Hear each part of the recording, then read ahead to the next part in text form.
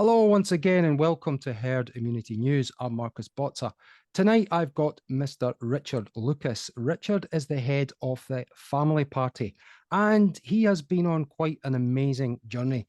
He hit the headlines a couple of years ago on the internet, on Twitter, when he had a very interesting situation with the then Educational Cabinet Minister, John Swinney. But before I go in any further, let me just say, Richard, how are you, sir? I'm very well, thank you. Glad to be here. Looking forward to our chat. Yes, well, if we can just take it from your teaching career. Now, you're a maths teacher up there in Scotland, which is, for our American viewers, part of the United Kingdom still, thank God. And if you could just tell us, as a teacher, when you started to become concerned about what children were being taught and about the whole culture that was surrounding you in the school. Yeah, I taught maths in an independent boys' boarding school, very expensive school, very prestigious school. And I've worked there since the sort of mid-90s. And I really enjoyed it. Lots of aspects I really loved. But as time went on, it passed, into the 2010s, through that sort of period, it became more and more problems. More and more things that I used to do were starting to become difficult. I think just in general in schools, the Scottish government's imposed policies on schools that make imposing discipline more difficult. So discipline deteriorating. I used to do things like, run a Christian Union group in the boarding house, and the boys, talk about a Bible story and whatever, that sort of thing. But that was sort of clamped down on. Wasn't allowed to do that anymore. I'd enjoy talking to the boys. The boys would come and say, "Oh, what do you think about this, sir?" And they'd ask me about something to do with politics or religion or morality or whatever. But have a really good conversation. That'd be great. Education at its best. But I was told I wasn't allowed to do that. I wasn't allowed to discuss my political views, religious views, philosophical views, views on moral matters at all with the boys. Just not a word. Wasn't allowed to say anything. Years ago, I used to do debates in the school. So I invited in a Muslim, atheists, humanists, all sorts of people with views that I disagreed with. Basically, I'd have a debate, invite boys along. Some of them, hundreds of boys would come along and watch a debate, which I thought was great. And at the time, the headmaster would be saying, "Oh, this is really wonderful." But in my latter years there, they'd be saying, "Don't you dare do anything like that. That's just so embarrassing. We couldn't possibly have you do anything like that." I used to write letters to the newspapers in Scotland quite a bit. I'd write letters to the Scotsman in particular. And people started complaining to the school. So they'd write a letter to the headmaster saying, "This is outrageous. Your man, Richard Lucas, he's written a letter to the paper saying this. This is very, very bad." So it ended up that the school got twitchy. The inspectors, Education Scotland, they would come into the school and they'd say to the headmaster, "What are you doing about this Richard Lucas? We don't like his views. What are you going to do about him?" Yes. So it's like pressure building up and building up. And it was as though the school sort of wanted to get rid of me. Education Scotland wanted to get rid of me. No one quite had the guts to pull the trigger because they realized it would be very controversial. They didn't really have any evidence against me. So eventually I thought, I've basically had enough of this. I want to go and fight this battle in a different arena. I don't want to fight it within like one independent school. This is a Scotland-wide education policy issue. So I'm going to go and fight it on a higher level. So I decided I'd leave the school and go and work, set up a new political party with a couple of other people as well, which we did, the Scottish Family Party. So soon after starting that, I left the school and I've worked on that full-time since. Just before I left the school, the General Teaching Council of Scotland, which regulates the teaching profession in Scotland, they opened up a case against me for saying that children need a mum and a dad, ideally. Yeah. Ruth Davidson, leader of the Scottish Conservative Party, was saying, she was in a lesbian relationship. She said, we're having a son. I encourage lots of other people to do the same. And I said, well, I'm not so sure. I don't encourage people to do the same. Children need a mum and a dad, ideally. I don't think same-sex parenting is ideal. So this complaint was raised to the General Teaching Council of Scotland. It ran for almost 3 years. It got to the hearing, and bizarrely, the case was just thrown out, and it amounted to nothing. But it took them almost 3 years to get there. So while I was teaching, I was thinking, I'm either going to get fired or struck off sooner or later. So instead of waiting for the inevitable, I thought I'll take the initiative and go and fight these battles on behalf of all teachers instead of just ending up with a personal battle myself. Part of what I'd seen as well that concerned me was the sex education side. Yes. when I came across sex education being conducted that I thought was horrific. Yeah, in the schools, and absolutely horrific. But it's probably more since I left the school, since I got involved with the family party, I Yes. started looking into this in more detail, and I've just opened the can of worms and realized just how corrupting and vulgar and in some cases disgusting it really is what pupils have been taught. Well, absolutely. And if I can just draw you back to the situation that some people would call it a confrontation, other people would call it a constructive debate. We'll leave that up to the viewers because we will, folks, be leaving the link. You cannot miss this if you haven't seen it already. We will certainly play it again. It's a conversation, or it looked like it was a presentation, let's call it, where at present was the um, former deputy leader of the SNP who resigned in disgrace. But we'll touch on that a little bit later. Mr. Swinney, who from 2016 to 2021 was the Cabinet Educational Secretary. Now, during the discussion or presentation, your good self got the microphone and you started to explain what was being taught to the, or what was being asked of the children on a questionnaire. Now, this involved, I'm paraphrasing, but using a banana and dipping it into chocolate to simulate what can only be described as an anal sex act. Now, once I'm not going to spoil it for anybody, but obviously they wanted to stop you in your tracks. They jumped up and down and waved their arms. And the lady at the time, female, said, "We are going live. We are going live." To which you fantastically, if I may say, and very bravely said, "If this can't be talked about by a group of adults, then how can it be taught in schools?" Slam dunk, case closed. Now, you went on and saying, "I am not going to be stopped. This is pornography." And I'm paraphrasing again, it's not being talked about, it's being promoted. Richard. Yeah. Well, that was a meeting of the National Parents Forum, where they invited parents along. You just sign up online, and then you go along and ask a question of the Deputy First Minister. Yeah. So just recently then, the Scottish Government has published its new recommended sex education resources that is recommended to all schools, all councils, that they're used in the majority of schools in Scotland. So I've got hold of these things and looked into them very carefully, what's in it. So I just stood up and said, right, this is what's in the sex education resources. You're recommending them. In the light of what I've just explained, what's in it, would you like to reaffirm your recommendation of them? And the places went berserk. And the woman hosting it tried to stop me. The man sitting next to me actually snatched the microphone out of my hand. Dude. And the people were absolutely furious. But it's just bizarre. I'm not sure why they were furious. Were they furious because I was challenging the SNP policy? It seemed not. It's really hard. If you watch the video, it sounds like the audience is giving me a bit of a cheer at some point. Yes. But they weren't. They were cheering someone who made a comment against me that you don't actually hear on the video. So like the whole room full of people, you feel like you're the odd one out in the whole room full of people, even though, what you're saying is majority opinion. Yes. In Scotland, the majority of people would hear that and think, what? That's been taught in schools, that's beyond the pale, that's absolutely crazy. But you're in that room and you feel like you're really on your own, you're saying outrageous things. But afterwards, a couple of people said to me, "Oh yeah, I quite agree with what you said. I'm really glad you said that." But that's always the way. Now that meeting, John Swinney's reply was basically, yes, that is what we're teaching. We do recommend it, and just a bit of bland waffle. But then when the meeting happened next year, it was online, right? And you had to submit your questions in advance, and there was no opportunity at all for any live interaction. Yeah. So they learned their lesson. They weren't going to let that happen again. Well, look, incredible action, incredible stuff. We'll certainly drop the link. And everyone I've spoken to has nothing but praise for you for what it's worth. And there certainly wasn't any booing or hissing in our house when we saw it. There was applauding and clapping because someone has the wherewithal, the bravery, the fortitude to face down these people. There's an old saying that dare to be a Daniel. I'm sure you know it. And it was an occasion where you would not be stopped. And what is going on in the schools right now with this LGBTQ it's almost like an indoctrination. These are my words, but people are very worried. What's going on right now?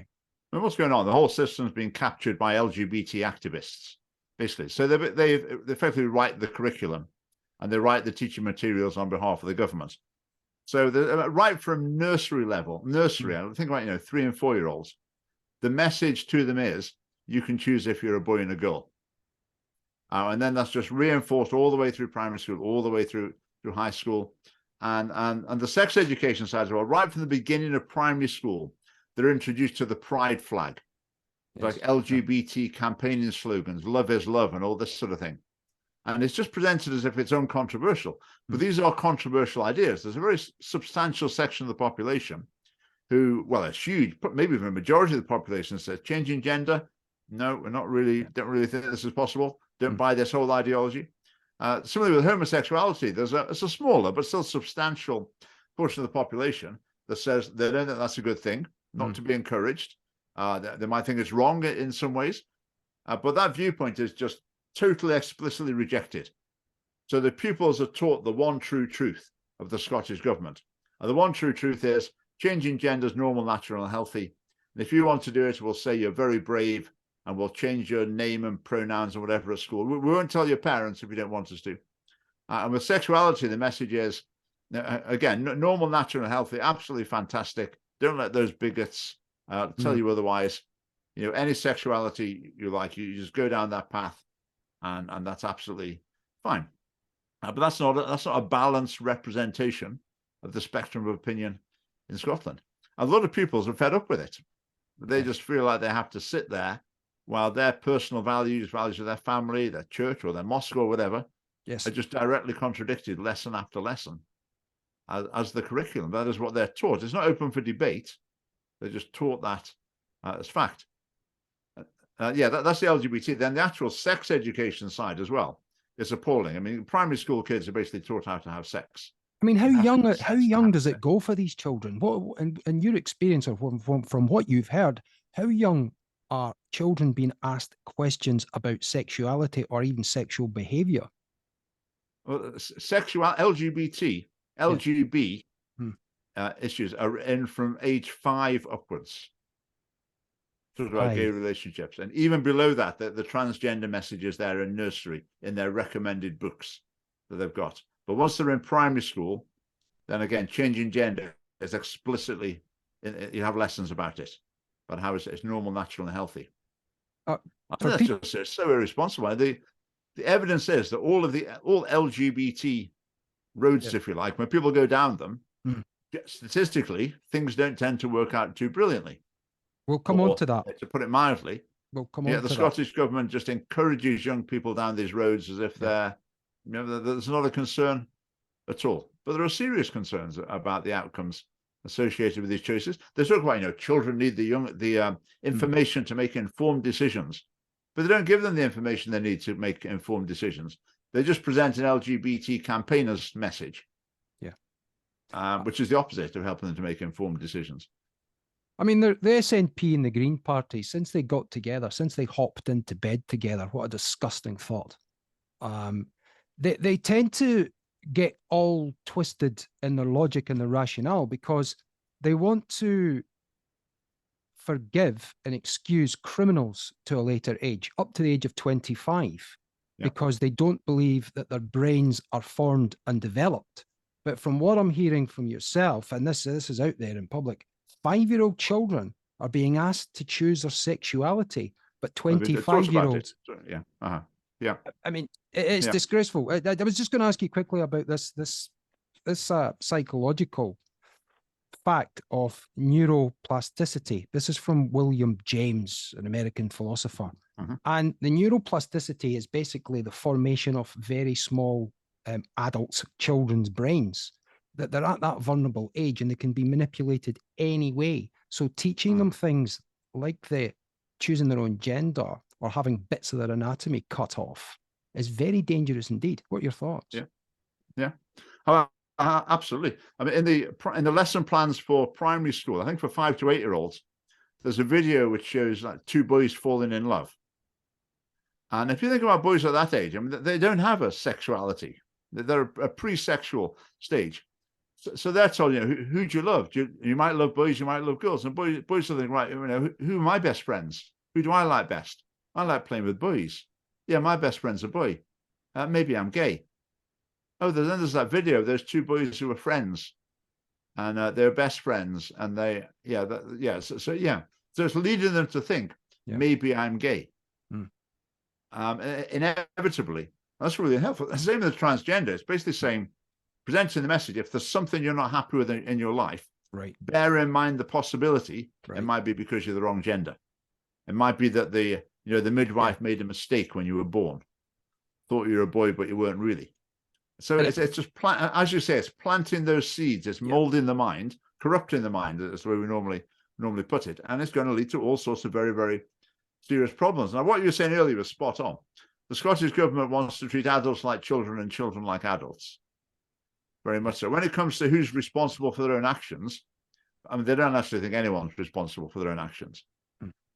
When it comes to children, they want children to be able to make the same decisions as adults, have the same medical confidentiality, the same confidentiality in general.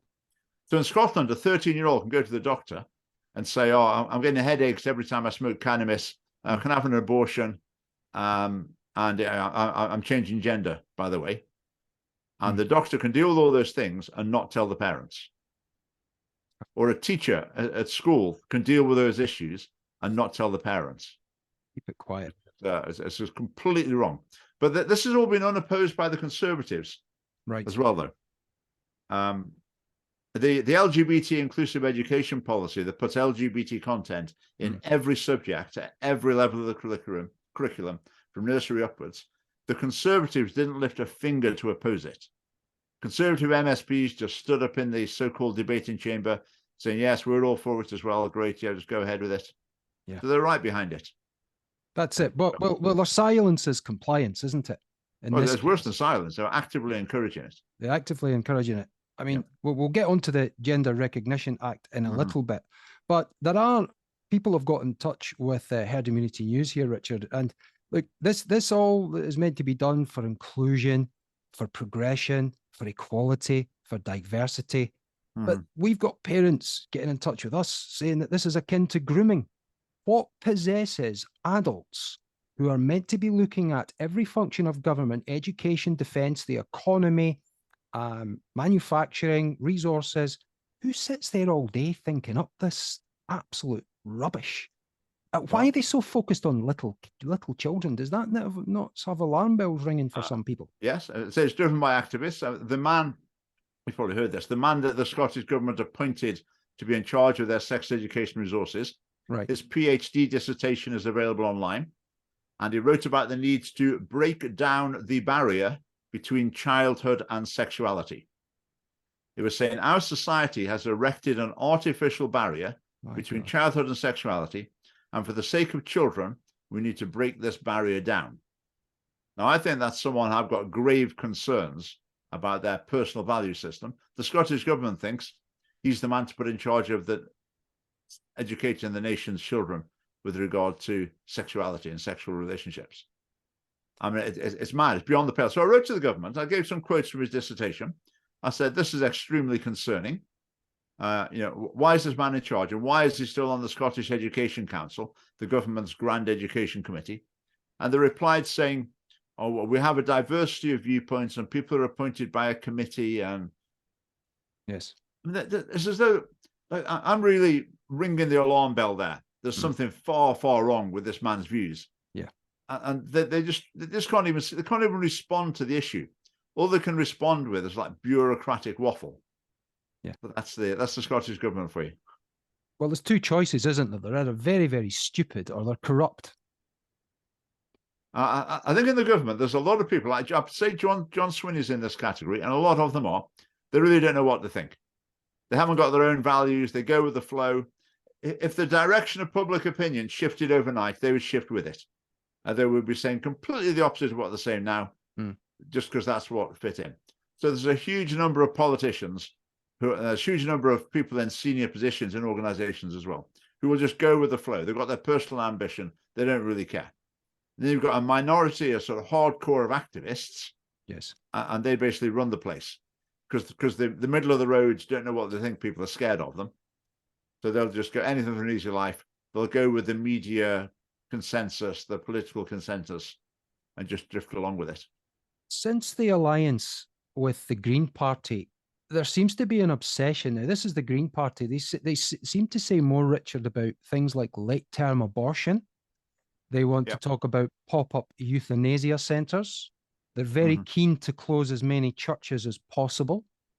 They don't seem to be interested in anything that supports humanity or life. Am I wrong? You're absolutely right. I mean, the Green Party, they're extremists. They're extremists. I mean, anyone who wants to decriminalize abortion, in other words, allow abortion up to full term for any reason. I mean, that's an appalling evil. Assisted suicide as well, I think, is a grave moral issue. But they are extremists. I mean, Patrick Harvey, their co-leader, I've done a couple of events with him. He won't speak to me. No. So I'll be sitting next to him at a panel, at the table at a panel at an event. And before it starts, I'll try and say, hello, Patrick. I won't even lift his head up. And then at the end, he'll come to life when the camera's rolling. But at the end, I could try and say to him, oh, that was, thanks for taking it, or whatever. Won't look at me. Yeah. In one of these events, I asked him, I said, it was while I was teaching, I said, do you think I should be allowed to be a teacher? Yes. And he just said no. No. Well, that's the totalitarianism, isn't it, that you get in the Greens? It's all or nothing with them. They care more about death than they do about life. But people are getting to see that now, I think, in their droves, and they're saying, well, why do we even bother with Green? I mean, they're anti-human. I think in Scotland, though, the polish is worn thin. It's worn off completely, actually. They've been getting a lot of flack. Basically, schools in Scotland are green indoctrination camps. The school curriculum is planned to turn pupils into green voters. And the SNP planned the curriculum, but they've sort of overshot. They wanted to turn them into SNP voters, but they've overshot and it's turning them into green voters. But the general public, I think, is turning on the Greens big time. So it'll be interesting to see how that plays out. I think it's harming the SNP and it's probably hitting the Greens a bit as well. But, let's hope so. Well, I pray, I do pray that does happen and that the voters do get them out before it gets too late for our children and for everybody else in the community, especially those that go to church. But if we can just come on to the gender recognition bill. Not so long ago, we saw a blonde-haired double rapist in a very cheap wig waddle across the road to the sheriff court in Camlin. Now, this person, let's call him what it is, it's a man in a wig and ski pants, a rapist, was given permission by the Scottish National Party, led by disgraced former SNP First Minister Nicola Sturgeon. She was actually put into court in Vale, and this was after the expert panel. What were your thoughts at the time when you saw this happening, please, Richard? My thought, I want to come back to the Scottish Family Party policy on this. Our policy is that the issue is not whether or not to reform the Gender Recognition Act. The issue is there should be no such thing as a Gender Recognition Act. The mistake was made in 2004. When we introduced the Gender Recognition Act, UK-wide, there was virtually no controversy about it. It just came in. But that was the real change. That's where the government said you can change sex legally. In other words, a man can become a woman. And from that day forward, the official view of the United Kingdom is a man can become a woman can become a man. Then everything that's come on since then has just flowed from that. So we say we need to go back to that point. That's where it went wrong. Repeal that law. There is no such thing as changing sex in Scottish law or in UK law. It just doesn't exist. So if people, what they want to dress up as and call themselves or whatever, well, that's sort of up to them. But officially, this has not been recognized as a change in the person's identity. And I think that's the only way to restore sanity to it. Because in the Gender Recognition Act debate, I used to find it frustrating because you'd hear people arguing against the reform, but I'd listen to what they're saying, and they were actually arguing against any sort of Gender Recognition Act. They're saying a man can't become a woman. This is nonsense. Sure. We're against this reform. And I was thinking, no, you're not just against this reform. You're against the whole idea of a Gender Recognition Act. So that's our policy, a very clear cut. Let's just be done with the whole business, the whole ideology that you can identify as some sex or gender other than what you really are. Yes. It's just got to go. It's got to go. The government shouldn't be endorsing it. And until they stop endorsing it, we've got a problem. We have got a problem, and the Prime Minister had to enforce one of the handbrakes on this in the 1999 Scotland Act, or the 1998 Scotland Act, I should say, where they can, if they feel that the public are in danger, throw the handbrake on this. And this, seemingly at the time, was why Nicola Sturgeon was booted out. But as we discovered, there was a lot more reasons in the background, which we may or may not talk about. But as you correctly say, spoiled for choice when it comes for reasons. We'd need something like the anthology of the Beatles back catalogue to kind of go through all their complete collapses and disgraceful acts upon the innocent people of Scotland. But we'll shelve that for another day. But looking at where we are now with education system in Scotland still focusing on the indoctrination of young children, and that they're sort of coming on to the net zero now. I don't know where the yourself and the family party are with net zero, but this seems to be an obsession right throughout the whole political spectrum in Scotland. What are your thoughts? Yeah. Just going back to schools, I think the indoctrination is much wider than LGBT. I mean, they're inducted into critical race theory, and basically into left-wing ideology. That is the message that's taught. But there's whole subjects devoted to it, like modern studies, who inculcate a left-wing worldview. In terms of the climate thing, again, that's another area of absolute indoctrination in schools. Fair enough to talk about the issue, but the amount of emphasis put in it and the way children, very young children, are used to advance the agenda of adults, I think is quite insidious. As far as the family party is concerned, with the climate change, our policies are that we want to be pragmatic. We don't want to be driven by activists. We need to look at all sides of it. In other words, let's just slow down and be rational about this. Because at the moment, it's been driven along basically by hotheads and the Green Party. And we need to be a bit more sensible about it. Climate change itself, my personal view, I'm inclined to think that there is man-made climate change. I wouldn't say I'm certain about that, but I think it is happening to some degree. But I'm also quite confident that the measures we're taking now are really going to make no difference. Virtually no difference. So like plunging huge numbers of people into poverty and causing massive disruption to people's lives and to business and to the economy in the short and medium term, in order to tackle climate change, the scales don't weigh up. The benefit you gain from it is not big enough, because it makes virtually no difference to what's going to happen in decades to come. My concerns was the nihilistic approach that they take with very young children to tell them that the world is going to end. Now, I'll give you a very quick story. I was in the education sector for a very short time after they handed me out some rainbow literature, and I had to call myself cisgender. Didn't last too long, Richard. And there was a conversation going on between a colleague of mine, and she was reciting a story about her daughter coming home in tears saying, Mummy, the teacher told me the world's going to end in 5 years. I don't want you and Daddy to die and my little brother. And she was in tears. And I went up to her. I said, sorry, I've overheard that conversation, but when are you going into the school to make sure that teacher doesn't spread that filth? And she turned around, Richard, and she said, but why? The teacher's telling the truth.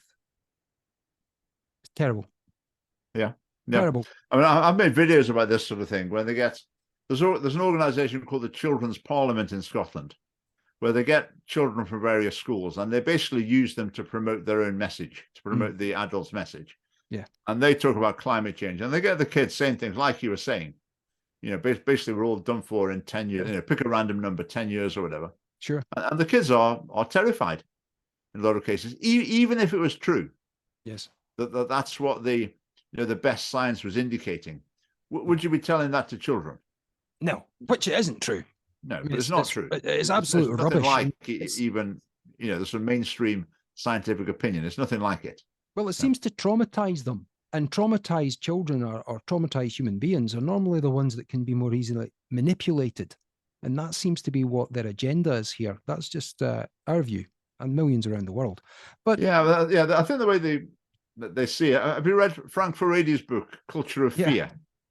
I've seen Frank Furedi on. He's on Talk TV quite a lot, and he's on GB News, two of my favorite channels. Yeah, his book's very interesting, and he says basically when it comes to politics, if you can scare people, if you can make them think there's some impending doom, then basically you've won. No one can compete with that. Mm. Doesn't matter what you're going to make better or more efficient or whatever. If people are terrified that something's going to happen to them, then the people who are presenting themselves as the solution to that are going to be the winners. And I think that's a very strong effect in world politics, even not just in Scotland or the UK, as it's happening around the world. But the cracks are showing, isn't it? I mean, what I would say, the green zealotry is in retreat. I think a lot of the deadlines that have been plucked out of the air, they're going to go back into the air again. They're going to float away. They are. They're not going to happen. There's an excellent book called Green Tyranny by Rupert Darwell. He's another guy who punctures a lot of the myths that are around the climate change agenda, because it's Marxist in a lot of our views, and it's a sort of communist overthrows and of totalitarianism. But if I can just get you, please, I'll get some thoughts from you, if I may, on the church and what confronts the church in Scotland right now is that 3,000 churches are earmarked for closure. There doesn't seem to be much love from any of the political parties for the churches. What are your thoughts? I think the church in Scotland is very varied. I think a large portion of it is moribund because it's sort of liberalized its theology and it's abandoned the core teachings of Christianity. So what they're presenting is sort of basically sort of Lib Dem agenda with a few hymns and prayers scattered around it. And inevitably, people are not attracted to that. I mean, why go to church to hear what the Lib Dems are saying when you can just stay home watching on the telly?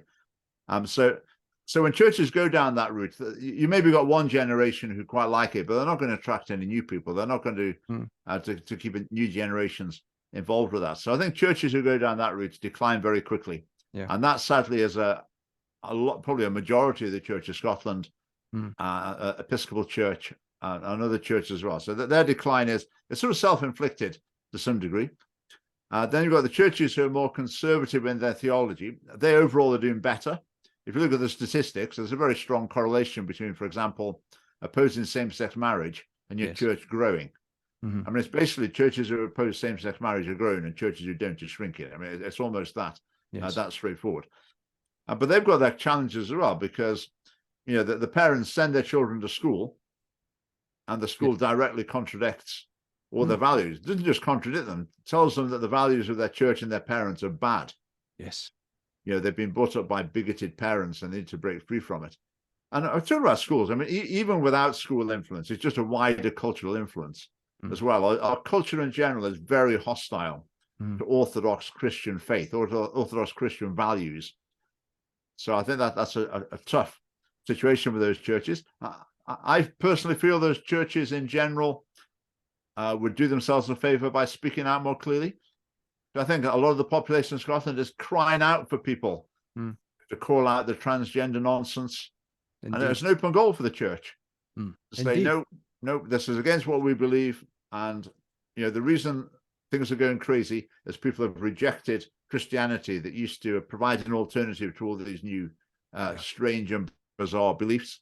So I think that's an open goal, but most churches seem to be quite reluctant to tap the ball into the back of the net on that one. Absolutely, indeed. And if you go on to the websites of any of like the Church of Scotland is a classic one, because they're the largest collective organised religious group in Scotland. And they talk about rainbow flags, equality, diversity. They support mass, unlimited, unfettered immigration. They're net zero zealots, green zealotry. And I've had debates with them, quite heated debates, saying, look, I don't come to church to hear you waffle on about Marxist trash. Keep that to your own space. Don't come and indoctrinate people here. And then obviously I'm the bad one. I'm the bad one for that. But on the Equalities Act, 2010 Equalities Act, isn't Christianity a protected characteristic, Richard? It is. I think the Equality Act, when it was brought in by the Labour government, they thought that it was going to be the great stick for the minority races, LGBT, women, or whatever, a great stick for the people that they really cared about to beat the oppressive straight white males or whatever. That's what they thought. But it's actually turning out, I'm probably hearing more stories where it's working the other way. Really? Where people try and cancel a comedian or fire a Christian for his beliefs or or throw someone off the course or whatever, and the Equality Act comes to their rescue. I think there's a lot in it that's very unhelpful. I mean, it does make a lot of organizations feel, basically, if they don't toe a sort of hard left line on equality, diversity, and inclusion, then they're breaking the law. They seem to bend over and take the knee, no pun intended, for other religions, non-Christian religions. They're one of our very loyal contributors at Herd Immunity News said that the ideology that, for example, they're looking to lower the age of sexual consent, which we touched on earlier. It seems to be coming down. There's figures going out down to 12, 14. It's 13 in Scotland already, effectively. It's technically 16, but the guidance is that there won't be prosecutions if the people are 13 or over, unless the age gap's too big. So the age of consent in Scotland is effectively 13. Really? But instead of the government saying, right, we're going to introduce a law, we're changing the age of consent to 13, that would have been massively controversial. Right. That would be very, very embarrassing. So instead of doing that, they say, we'll leave the law at 16, but just not enforce it. It's like they do with drugs. It's controversial to change the law. So don't change the law, just decide you're not going to apply it. And you can avoid the controversy. So yeah, age of consent in Scotland is 13, effectively. Well, one of our contributors, Richard, who was very excited about your appearance on today's show, said, ask Richard, is this supporting certain religions such as the Muslim faith? Because in their religion, the lowering of sexual consent is what they've been pushing for behind the scenes through the Sharia courts. Is he on the right track? I'll say with that, what Muslims have learned, if you're a liberal Muslim, the sort that you get in on BBC television programs, sure, we'll forget them. But traditional Muslims, I think they've learned over the last few years that maybe they used to think they were the top of the oppression tree, and they got what they wanted from the government. But I think they've realized that they're not at the top of the tree. LGBT is top of the tree. So in cases where Muslims have objected to LGBT indoctrination, the conservative so-called government has come down very hard, saying, basically, Muslims, you're a bunch of bigots, shut up and we don't care what you think. We're going ahead and doing this. Yeah. So the Muslims have found that a bit of an eye-opener. Now, in terms of age and consent laws of Islam, I'm not aware of any campaigning from Muslims on that issue. I'm not even aware of any Muslim groups in Britain who have a view on that. I don't know. What I hear from Muslims generally is they're against the LGBT indoctrination and the nature of sex education. They're very, very concerned about that, and they're not afraid to express it. So I think Muslim influence overall on that issue is very positive, but overall the government's more than happy to ignore it. What they try and do is buy off Muslims with other things. So they'll give them great, huge grants for their Islamic centers, and they'll sort of promise sort of backdoor blasphemy laws as well. Foreign policy as well. They're trying to sort of win Muslims over. But the main way they try and win Muslims over in Scotland is basically giving them money. Right. If you look at the Climate Change Fund, massive amount of money, massive numbers of grants made to Muslim organizations. Now, I wasn't aware of any information that suggested that Muslims emitted more carbon than any other parts of the population. When it comes to spending money on reducing carbon emissions, an awful lot of it goes to Muslims and other minority ethnic groups as well, including Humza Yousaf's mum, but you probably know that story, do you? Please tell us, for the viewers that haven't heard it. Humza Yousaf's mum. That's the first minister of Scotland, in case anyone doesn't know. Yes. Humza Yousaf's mum, I don't know if she still does, but a few years ago, maybe 4 or 5 years ago, she was running a Muslim charity for women in Glasgow. This charity operated from a single house in Glasgow. And they applied for a climate change grant 2 years running so they could reduce their carbon footprint. And in each of 2 consecutive years, they were awarded £150,000. What? Now, you may think, did they have a coal-fired power station in their back garden? Nuclear reactor. And the answer is no. This was a charity operating from a single house, £300,000 to reduce their carbon footprint. I think the word for that's corruption. That's absolute corruption. If my mum was running a charity in Glasgow and she applied for it, she wouldn't have got £300,000. I am extremely confident of that. well, it's a this is a revelation to me, and we'll certainly be retweeting that one or reposting that one, because so many of these If you things. have a look on the Scottish Family Party YouTube channel, one Yes. of the very first videos I ever made, maybe the second video I ever made, was about the climate change fund or something. Yes. And the information's in there. Now, I think if that had been in England, the media would have been all over it, and they would never have got away with it. But in Scotland, the media just seems docile, don't bother, not bothered, not interested. How can you get away with that? Well, this is why channels like Herd Immunity News and organizations, political parties like the Family Party come to bear, because people are absolutely sick of banging their heads off a brick wall and having nothing done. And that's a segue onto the Family Party.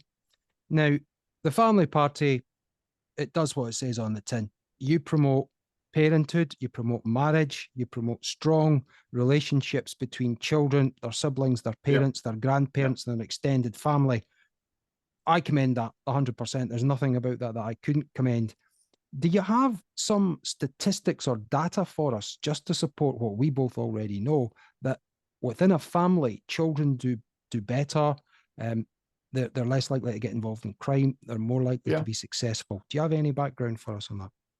Yeah, I mean, there's an absolute, sorry, just trying to get that sun off my face. There's an absolute mountain of evidence. Where do you start with it? New evidence comes out on almost a monthly basis. In sociology, it's about the best attested fact in the whole of sociology, is that children do best when they're brought up by their own parents who are married. And virtually everything you can measure, it's better. So you've got the Scottish government. They look at all the problems that they say find very intractable. So, youth mental health problems, et cetera, et cetera, et cetera. Drug and alcohol abuse. They look at them, and the only solution they've ever got is to spend more money. That's all they know. Spend more money, get more professionals, and they'll be able to pick up the pieces, and they'll be able to sort it out. But if you say, right, if more people got married and entered into stable relationships, that would solve these problems, you'd then get probably a majority of politicians cry foul and say you can't say that. That's discriminatory. That's discriminating against people who decide not to get married. As though governments don't give people advice. I mean, the government never stops giving people advice. Exactly. They give you advice about what to eat and when to eat it, and where to exercise and what to do and what car to drive and how to get. They advise you about everything. When it comes to the real fundamentals forming a healthy society, great point, they won't say anything. They won't say a word. So we think sex education, forget about teaching them about, licking the anus as a bananas and chocolate. Yeah, now let's forget all that stuff. Yeah, and let's teach them the philosophy of marriage and just the facts. Just saying, this is how things work out. So when you're making your own decisions, look at these different outcomes. You make your decisions in the light of these. If you want to be in a stable relationship, if you want to bring your kids up in a stable relationship, then marriage looks like the best way to do that. And that's not indoctrination. That's just teaching them the facts about it. But there would be outcry if that was proposed in Scotland. So the government just won't touch it. They will not touch it. So I think that's a policy that could make a huge difference, would cost very little. And that's one of the unique things we bring into the Scottish Parliament. Well, we've got a very wide range of policies. If you have a look at our website, we've got policies on all sorts of areas. But this promoting stable family life and marriage is really one of our core priorities. There'd be an outcry from the mainstream media and from the radical left, but for the majority of people in this country, like the gender recognition bill, there was complete disgust for opposing something like marriage. Actively, they're not just saying, don't talk about it. They're actually actively opposing connubial bliss. They're opposing children staying with their parents, basics like sitting down at a dinner table and having a discussion. How's your day? What are you up to at school? How's work going? Get on the tablet instead. There's all these things that are going on. And I think that's the kind of stuff that you have on your website that can introduce people to your party. Yeah. So I think for most people, if you take the average voter in Scotland, they probably never really thought about marriage as a political issue, as a government policy. They've never thought about it. But if they were to hear about it and for it to be explained, I think a huge number of people would say, yeah, that makes sense. But we really are starting from a low level. It came home in an election a couple of years ago. We put on our leaflet something like, we promote marriage. One of the reasons we promote marriage is it raises academic achievement, obviously meaning children of married parents do better. Someone got in touch with us and they said, so you're suggesting kids should get married before they do their exams, are you? Oh dear. It's just so alien to people because it's unheard of in national debate in Scotland. These views just don't get a look in. So we're starting from scratch with a lot of people, trying to persuade them that there are these policies. There could be, I mean, how many policies are there around in Scotland at the moment that are cheap and effective? I mean, the economy is in a mess. That's right. Yeah. So anything you're trying to sort out the economy or public services, there are not really any easy wins because there's no money. Yeah. So if you've got something that doesn't, cost virtually nothing, could make profound differences, surely we've got to give that a go. Yeah, that's very well put. Look, we've got a couple of minutes left. We will leave all the links, everybody, to the family party. We really recommend that you have a look at them. If you're interested in joining them, you will get a very, very warm welcome from Richard and his fantastic supporters. You do like getting out there and getting involved, don't you? You like, tell us a little bit about the kind of activities that you get involved with and people can participate in, please, Richard. Yeah, absolutely. I mean, we've got branches around the country. I think we've got, I don't know, 12 branches maybe. We have meetings around the country. So we do like to meet people face to face. We've been at lots of country shows over the summer. That's been fantastic. Meeting lots of people. Some of them heard of us, some of them hadn't heard of us. So that's been good. We do protests as well. We do counter protests. Yes, people are doing, and sometimes we do what you could probably describe as stunts, like projecting messages on the side of the Scottish Parliament. I made a video where we projected images from the sex education resources onto the side of the Scottish Parliament, and I narrated it. You can see that. I think that's the pinned one on our YouTube channel. It's got 40,000 views. That's quite fun. We've done things like we went and bricked up the Sandyford Clinic, where they do the transgender treatments for children. Right. We've got these massive blocks and went and bricked up the doorway. So we do things that probably, the more mainstream political parties wouldn't do, but we're in a position where we want attention. And so the media don't give us attention through writing essays and giving speeches. That doesn't get us attention. So, but when we do stunts, the media only gives us attention if they think they've got a bad news story about us. Indeed. So we have to give them things that they think it's a bad news story, but when people read it, they actually think, yeah, I agree with that. I'm up for that. So if anyone's thinking, that they'd be up for, some sort of stunt one way or another, a bit of excitement there, then, get in touch, get involved, join up, and there'll be things happening near to you. We've got the Rutherglen and Hamilton West by-election coming up. Indeed. We're going to be announcing our candidate very soon. Our candidate, quite a few of you might be familiar with him already. Bit of a social media character. But I think a lot of you will recognize him. So he's going to be our candidate. So we're going to be throwing everything at that as well. And we've got plenty up our sleeve to liven things up there as well. We're not going to spend our time just putting leaflets through doors. We've got a lot of other ideas. Well, we live in a social media led world. More and more people now are switching off the television because they're sick of the putrid morass that they see. I mean, it's like stirring a can of worms. If you stir it around a little bit, you look down, you've still got the same, you're confronted by the same disgusting sight. So we'll drop all the links down to the family party. Any of the conservatives out there, they don't have to worry, or if they're maybe identified from the left, everybody is welcome. You don't really cling on to right and left and things like that. You're open to a broad church of people. Yeah. So excellent. Is there anything else you'd like to say before we sign off? No, I've really enjoyed chatting. As ever, that was great. Best wishes with the show as well. If it goes from strength to strength. And do look us up online, have a look at the website. And if you wanted to sign up, you'll be very, very welcome. It'd be great to meet you at a local meeting before too long. And who knows where that could lead to? Being a candidate or being involved in one of our stunts or whatever. Who knows? Indeed. Well, it's been an absolute pleasure for having you on the show, Richard. And we will encourage people to go on and have a look at the family party site and all the links and all the information that you have. And we hope, sir, at some point in the future, maybe at Christmas time for our Herd Immunity News Christmas special, we'll get you back on. Thank you. We'll look forward to it. I'll look forward to it. Thanks. Thanks very much. Thanks for watching, everyone. Bye now.